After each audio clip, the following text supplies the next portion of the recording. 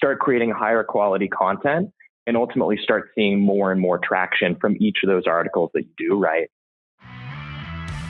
Welcome to Honest E-Commerce, where we're dedicated to cutting through the BS and finding actionable advice for online store owners. I'm your host, Chase Clymer, and I believe running an online business does not have to be complicated or a guessing game. If you're struggling with scaling your sales, Electric Eye is here to help. To apply to work with us, visit electriceye.io/connect to learn more. Now let's get on with the show.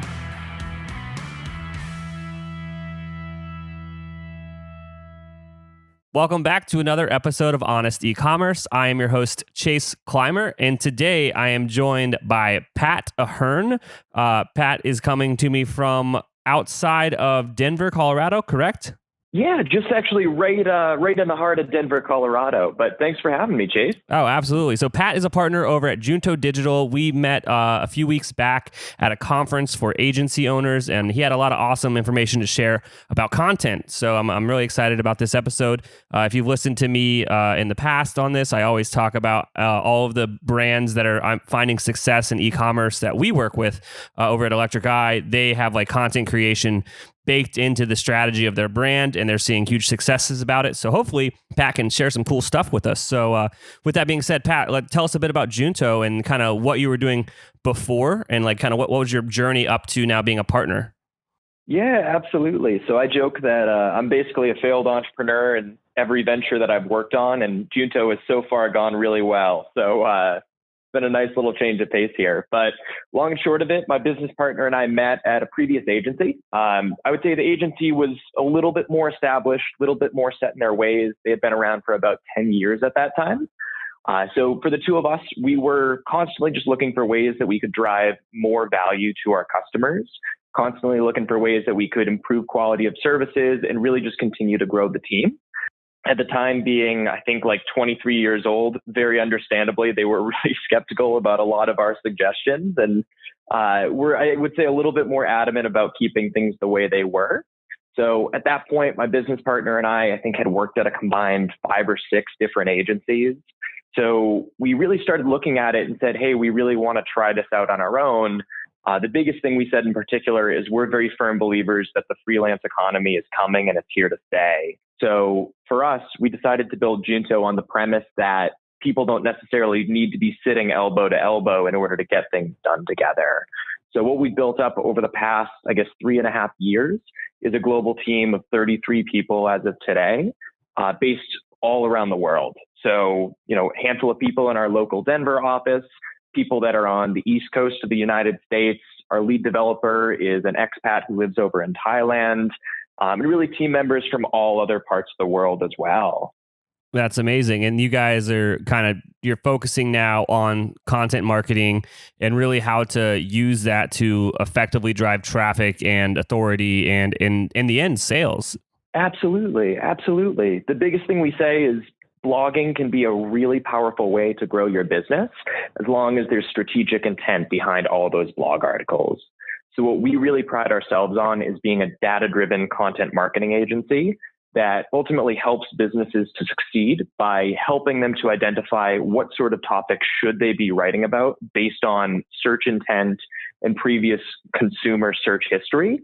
And then from there, working with them to create the most comprehensive resources on the internet about those given subject matters, so that when their potential customers do search for those topics online, they are the business that shows up. They are the business that controls the conversation. And ultimately, they're the business that gets the sale. Absolutely. So I understood everything you just said, just because, marketing is the bread and butter for what I'm doing in this industry. I've been doing it for way too long, but I'm going to challenge you now. So I'm going to take it back. I am Joe, and I'm new to e-commerce. I had a cool product. I launched it online, a year or two ago, and we're getting these sales. I don't understand the difference between blogging of just like throwing some words out there and pressing publish versus what you're doing. What's the difference? What am I doing wrong? Like, how can I do this better as this young entrepreneur?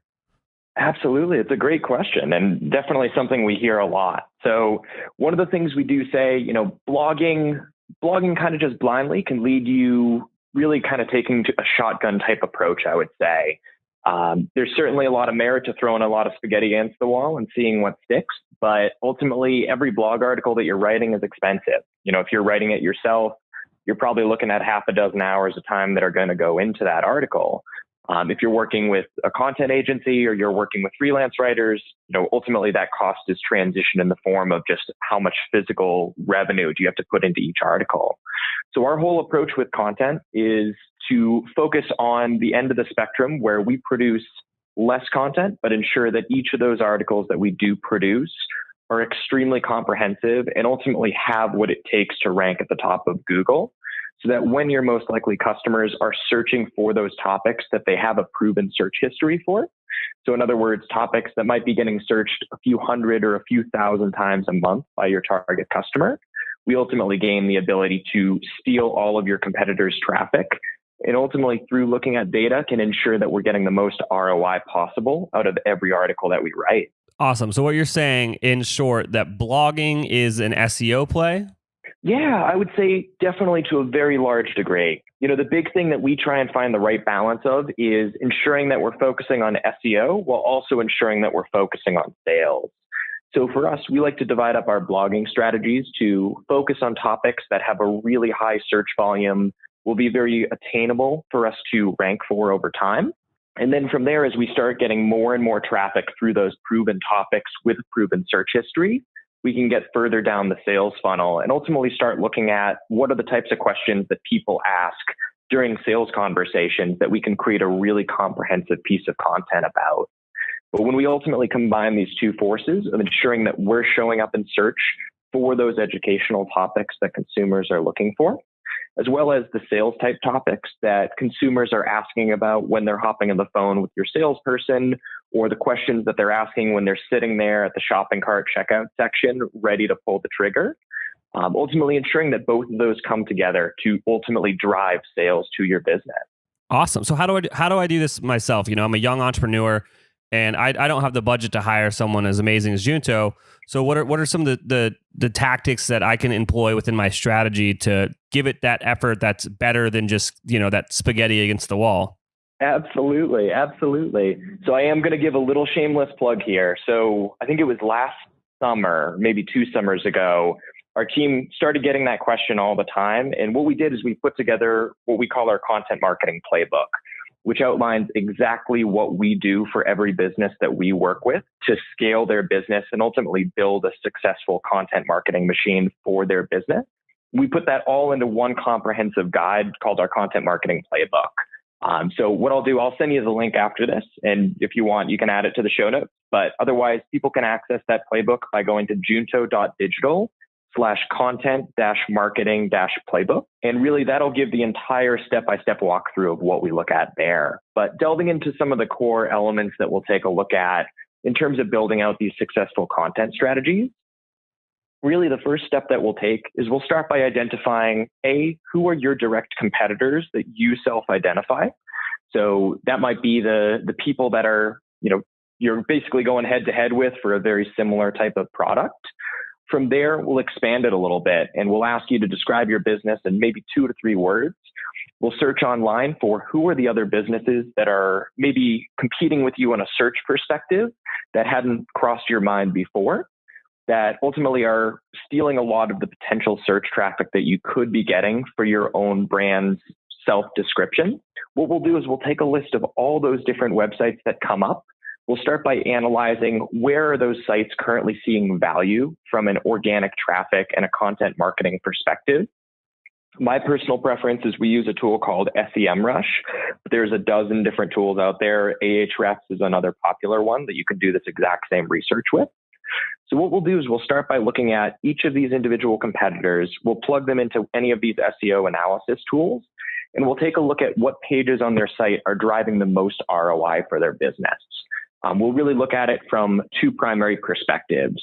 One, which pages are driving the most organic traffic through having valuable keyword rankings. 2, we'll take a look at what sort of pages on their site maybe aren't seeing a ton of SEO traffic, but are ranking in potentially valuable rankings for high search queries that would be valuable to your business. And what I mean by that, we typically say results 1 to 10 on Google for any given keyword are going to have a ton of value to your business today if you can rank there. If you're ranking in positions 11 through 20 or 11 through 30, those keywords aren't going to necessarily be driving traffic back to your website today. However, if we can bump up any of those keyword rankings a couple of spots to be in the top 10, we're going to start seeing immediate search traction from that. So in short, we'll look at what keywords do your competitors rank in the top 10 positions on Google for that would be valuable for us to rank for as well. And then from there, we'll take a look at what sort of keywords are they ranking in positions 11 through 20 or 11 through 30 for that maybe they haven't put quite as much effort into getting those pages to rank as they could have. And as a result, we might have a great opportunity to try and rank for those themes instead. So we'll start out by identifying all those different opportunities that we can look at.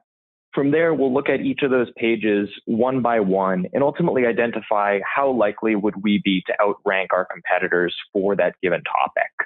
The two big things that I like to look for and that our team will look for on every single one of these articles is we'll look at the current word count of any of those articles that are driving value for a competitor. Biggest reason being, I'm going to butcher the exact number. I apologize, but I'll send this over as another reference point for the show notes. The team at Backlinko did a study back in, I believe it was September 2016, where they found that the average first page result on Google is about 1,900 words, which is to say that if we see a competitor wrote maybe a blog article that's 750 words or 1,000 words, that is ranking in the top 10 positions and driving a lot of value for their business in terms of search traffic. If we see that topic is currently ranking, that tells us that if we were to write a much more comprehensive resource, that over time, it's very likely that we'd be able to outrank the competitor there by just providing more comprehensive information and ultimately creating a better resource for readers. So that's the first thing we'll take a look at is what is the word count of all these individual pieces. In particular, we'll look for articles that maybe have less than 1,000 words to them as really low-hanging fruit and great opportunities to tackle. The second thing we'll take a look at is the root domain backlink count to that individual page. Root domain backlinks is just a count of how many unique websites are linking back to that individual page. So our team uses a tool called Ahrefs for that. And long and short of it, what we'll do is we'll take a look at it and we'll see how many different links does each of these pages have pointing back to them. If we see a page that has 100 backlinks pointing back to it, that tells us that outranking that page is going to be extremely difficult and take a very long time to do. However, if we see a search result that maybe only has one backlink or has 0 backlinks pointing back to it, that tells us that ultimately, if we can create a more comprehensive resource for our readers and maybe get 1 or 2 websites to link back to that article over time through a link outreach campaign, then we have a very high likelihood of outranking that competitor and ultimately stealing all of their search traffic. So what I would say is starting out there, looking at your competitors' best performing content, and in particular, taking a look at out of all these top performing posts, which one of them do you see yourself being able to create a more comprehensive resource for?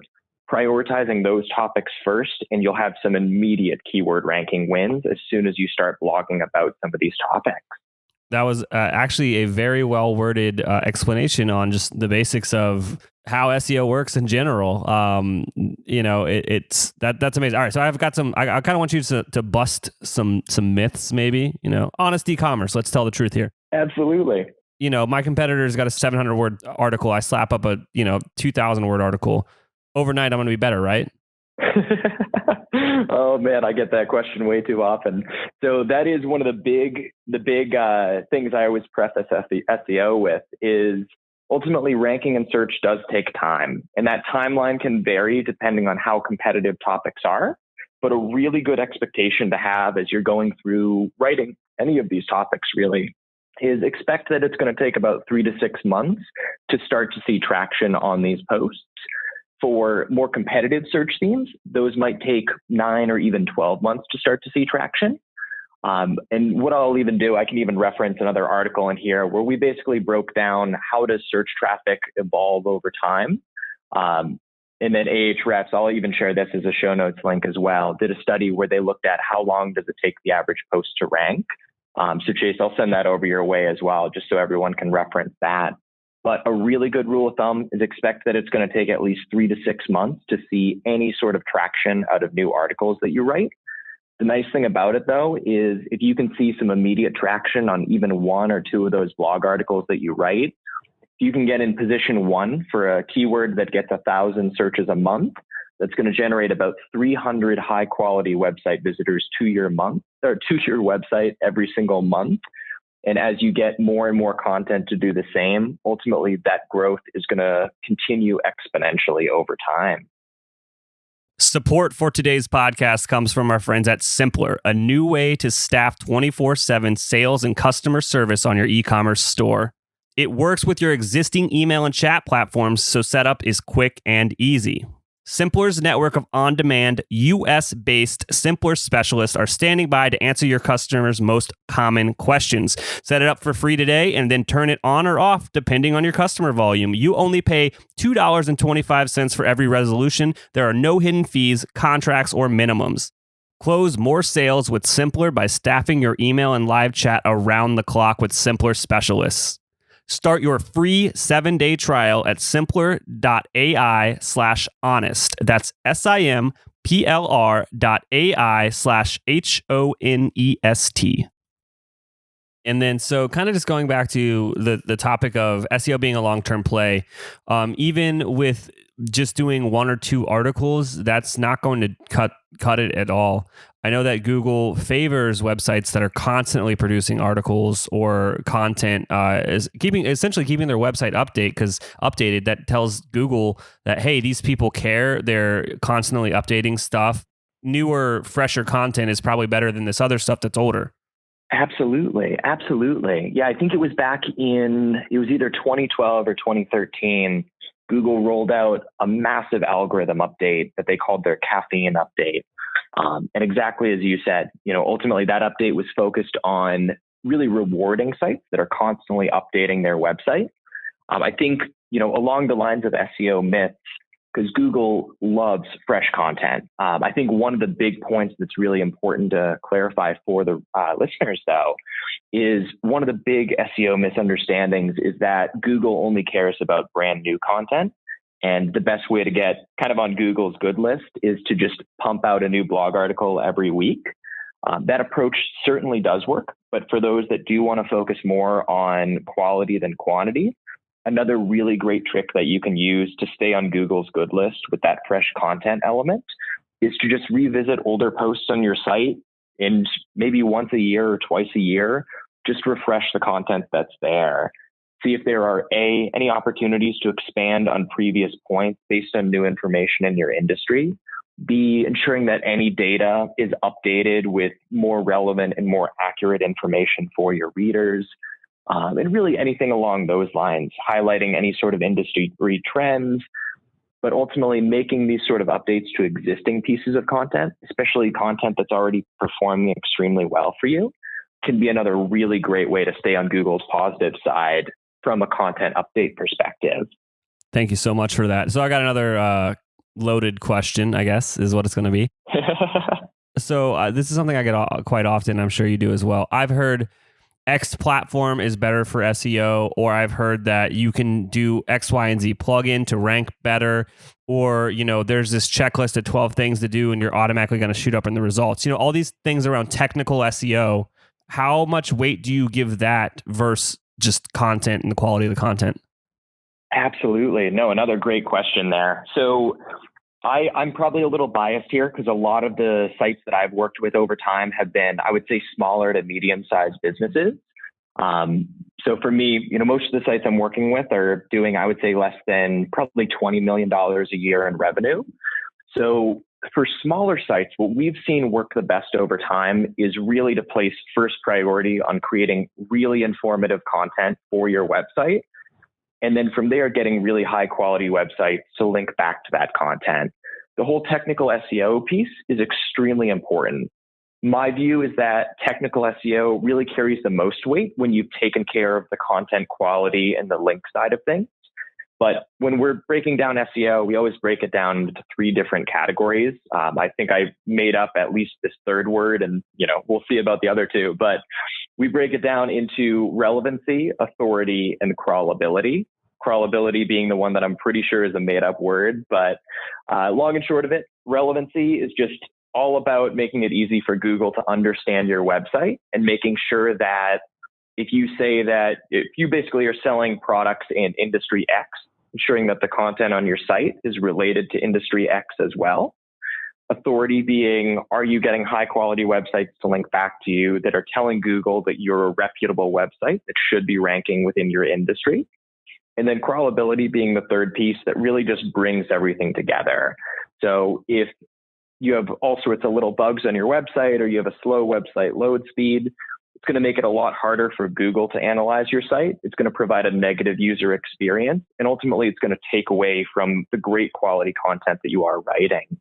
So I guess the short answer that I would say to go with is if you are currently the industry leader in your space, focusing on a lot of those technical SEO things are going to be one of the fastest ways to drive higher quality rankings. If you're currently more authoritative and have been around for longer than your biggest competitors, focus on all those checklists. Focus on getting your website to be squeaky clean from a search perspective.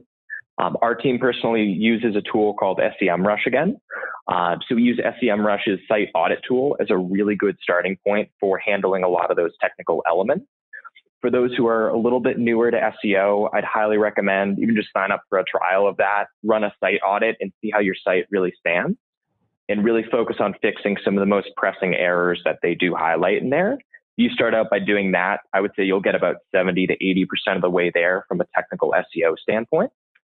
But then again, for those that are maybe newer sites or not quite as established as some of their big competitors, technical SEO probably isn't where you're going to see the most value in terms of time spent. So for those newer sites, I'd really encourage you focus on just really putting all your eggs into the content quality basket. Focus on creating really informative resources that your readers are looking for online and that are driving value for your big competitors. And then ultimately work on building relationships with other people in your industry, share your articles with them, and try and encourage them to link back to your content so that you can prove to Google over time that you're a more and more trustworthy website. Absolutely. So I heard a great analogy the other day that spoke about this technical SEO thing. So this person on Twitter, and I really wish I'm going to try to find it and I'll put it in the show notes. Essentially, what they said was technical SEO is like tuning an engine. So if you think about tuning an engine, you're making an engine work more efficiently and faster. And then they said that traffic is like the gas. So if you're tuning an engine that has no traffic, i.e. if you're doing all these technical updates to a website that doesn't have traffic, it's not going to do anything. But say if you got a full tank of gas, i.e. like you're bringing in a bunch of organic traffic already, doing this technical SEO stuff is actually going to fine tune it, and it is going to give you some performance there. So I just wanted to share that, I guess. I love that. I love that analogy. The one I always go with is that basically your website is like a ship. And if you're moving really fast on open waters and you have a ton of little holes, i.e. a bunch of technical SEO errors, your site or your ship is going to either sink or it's going to move very slowly. But, if you're still sitting there on the harbor and you're just getting ready to take off for a giant voyage, plugging some of those holes probably isn't going to have the most value really on the get-go. So I couldn't agree any more there. Let's be honest today. All of your customers are going to have questions. And what are you doing to manage all those questions? Do you have a help desk for your business? One of our sponsors of today's episode is Gorgias, and Gorgias is the #1 rated help desk for e-commerce. It integrates seamlessly with Shopify. We have installed it on a bunch of stores. It's also used by brands like Movement and Rothy's. And what it does is it takes all of your customer insights and information, brings it into one amazing dashboard so you can solve their problem as quickly as possible. If you want to give Gorgias a try, visit gorgias.link/honest. That's GORGIAS.link/HONEST to get your second month free. So let's shift it a bit to what are some of the ways for e-commerce businesses, because at the end of the day, most e-commerce businesses are selling a product or a few types of products on their website. And I find that producing content around a product almost gets repetitive, or just it's difficult to come up with ideas. So do you have any advice there? Absolutely. So this is similar advice that we'll share with a lot of other e-commerce businesses that we work with. One of the things that we've found to be most effective for e-commerce businesses is to really focus on creating two different types of content, which we call the first group viral content, and then we call the second group sales-centric content. So viral content, and bear with me here, viral content is directly probably never going to result in a sale for your business. Viral content would be the types of topics that have a really massive search volume behind them that your customers may be searching for at some point along the buying journey process. Typically, those are going to be the types of topics that they're searching for before they truly understand the problems and solutions that they're searching for, which will ultimately tie back to your products. But the big thing with viral content is if you can write a handful of really great viral content topics that have just a massive search volume behind them, then within those viral content topics, you can link back to some of those more valuable pages on your site, whether they be product pages or whether they be sales-centric blog content pieces that you've put together to drive more sales to your business. The other thing that happens with it, which is, I would say, even more important, is when you write really successful viral content and you get a handful of those posts to rank in the top 2 or top 3 positions on Google for relevant search queries, what you'll start finding is many of those posts will start getting backlinks generated on autopilot. So as other people are writing content pieces about these types of topics, oftentimes rather than them putting together a 1,500 or 2,000 word guide about this topic, they'll hop on Google, they'll search for one of those queries, and ultimately, they'll decide to link to your piece of content that you wrote as a reference point for their readers to save them a ton of time and just provide more helpful resources. So as you start getting more and more of these backlinks on autopilot, it's going to ultimately rise the value of your entire site authority in Google's eyes. And B, as you're linking back to those product pages on your website, some of the link authority that comes from each of those links will then be sent back over to those product pages and help those product pages to rank higher for the direct commercial terms that you're trying to rank those pages for. So that's really the primary goal with the viral content piece. I would say that's the more search-centric type pieces of content that we'll write. And then the second piece of content I would really say to look at is just revisit your entire sales process. Look for questions that you've gotten either from your chatbot on your site, questions that customers have emailed over to you. Try talking to your sales team and ask them, hey, what sort of questions are customers asking you on a regular basis? Or what sort of questions are you really struggling to give customers a good answer to? And ultimately focus on creating those pieces of content as well. The product review pieces are extremely valuable and one of the great starting points for e-commerce businesses, especially if you write the, best insert product name products of the current year.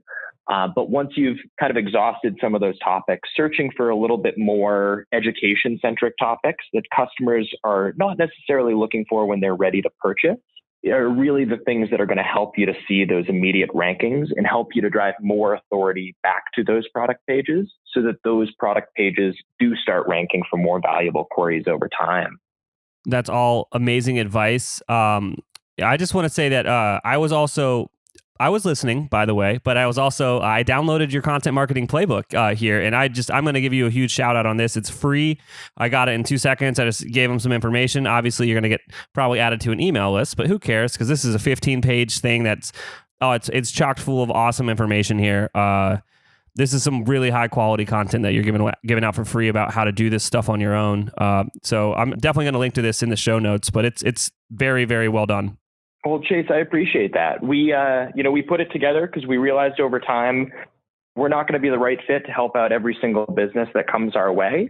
So our thought behind it was, hey, there's nothing wrong with being a do-it-yourselfer. I personally am a do-it-yourselfer in almost everything in life, and I've learned the hard way from trying to fix my car anytime an issue goes wrong and breaking 2 of them over time that maybe I shouldn't be a do-it-yourselfer with everything, but.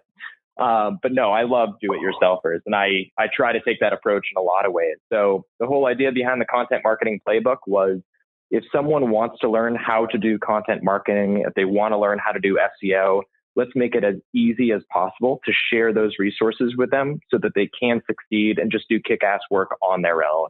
And maybe down the road, they become a customer of ours. If not, maybe they at least see some great success on their own.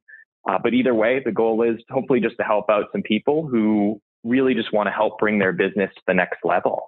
Awesome. I can't thank you enough for coming on the show today. Is there anything else that you think that we didn't touch on that would add some value to our audience? Oh, absolutely. I think the only thing so I will say I'm a giant Brian Dean fan. He's like one of the big SEO mentors that I follow to just stay in the loop in the industry. I am going to share just one article that I personally share with our entire writing team all about search intent.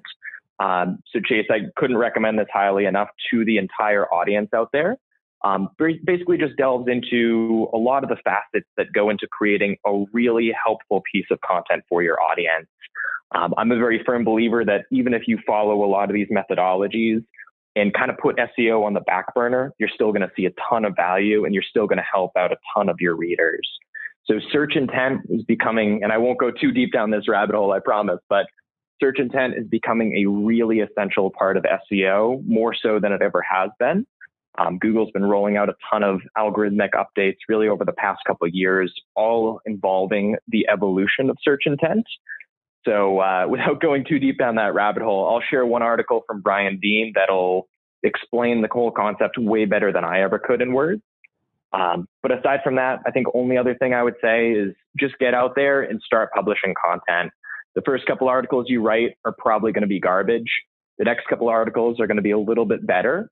But over time, as you start writing more and more, you get more comfortable with your own brand voice, and you ultimately start looking back at analytics and seeing what content performs and resonates the best with your readers. The more you're going to be able to refine your efforts, start creating higher quality content, and ultimately start seeing more and more traction from each of those articles that you do write.